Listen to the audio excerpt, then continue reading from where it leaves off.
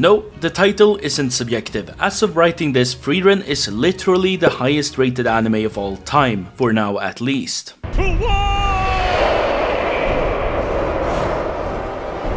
Now, for those of you who lived under a rock for the last couple of months, Frieren went from being the anime that people were kinda like, oh, okay, I will give it a watch, to, well, you know the story. But how did it happen? Well, for those of you who haven't seen the show yet, it's an anime about what happens after the end of the hero's journey. You see, the anime isn't about their grand adventure, or, well, kinda, but it's mainly about these guys' grand adventure. You see, Frieren is an elf, and elves have an almost eternal lifespan, and while the story takes place in the now, so to say, with these guys, Frieren reflects a lot on the past, on decisions she has made, and opportunities that were missed. Sometimes because, well, understandably you don't view time the same when you have an almost eternal lifespan. As she herself puts it, our adventure was a mere 10 years. And as Eisen later says, those years have changed you.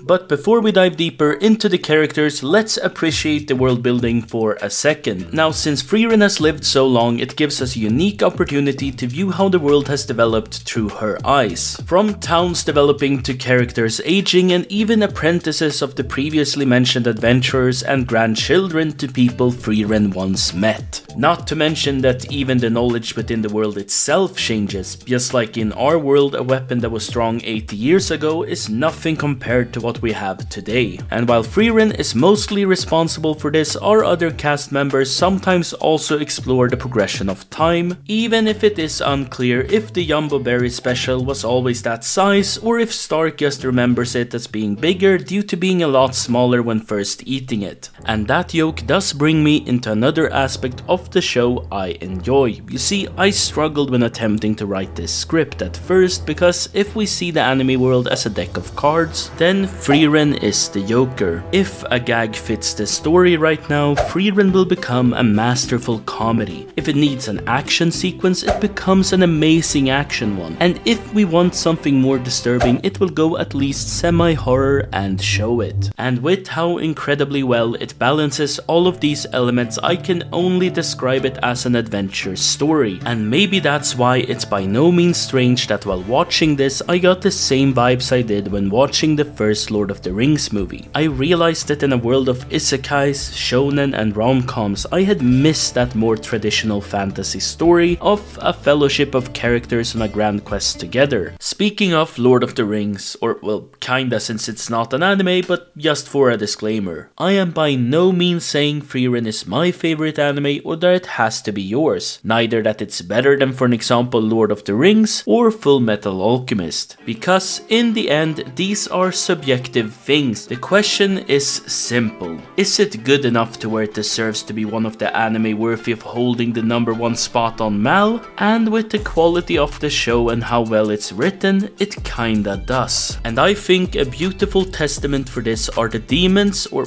well, the reaction to them. In Frieren, demons are essentially highly intelligent monsters who use human speech to manipulate humans, while in reality, they are cold-blooded killers. And guess what? Even though that is very clear, Twitter users have been rallying behind those demons, which just goes to show how good these demons are at not only manipulating the characters in the show, but also us watching. Speaking of the characters though, I feel like an old man repeating myself in every video I make, but if you can make the characters' interaction with each other enjoyable by just watching, you have already sold the show. And that's certainly what the characters are in Frieren, apart from the heartwarming moments when Frieren reunites with an old friend, or the interesting moments as we get to know some lore together with an interaction with someone she met when they were a child. And that's not to mention we get to see through flashbacks just how much fun Frieren used to have with her old adventuring group, and how those adventures impacts her a lot, both emotionally but also in the decisions she makes. And even with all that, the peak is still the main cast's relationship with each other. They are genuinely funny. It's like a toned down version of Konosuba, where each character has its own unique strengths and weaknesses, which they play off each other very well. Frieren is the oldest, but also the most childish, which leaves Fern, the mom of the group, to always feel the need to take care of her while being skeptical against Stark, who is the young guy. Unlike Fern's suspicions, his real downside, however, is not being a pervert, for the most part, which just helps to show Fern's overprotective side. Stark's real downside is being a coward until it really counts, and several times throughout the anime they reference how he has to overcome that fear,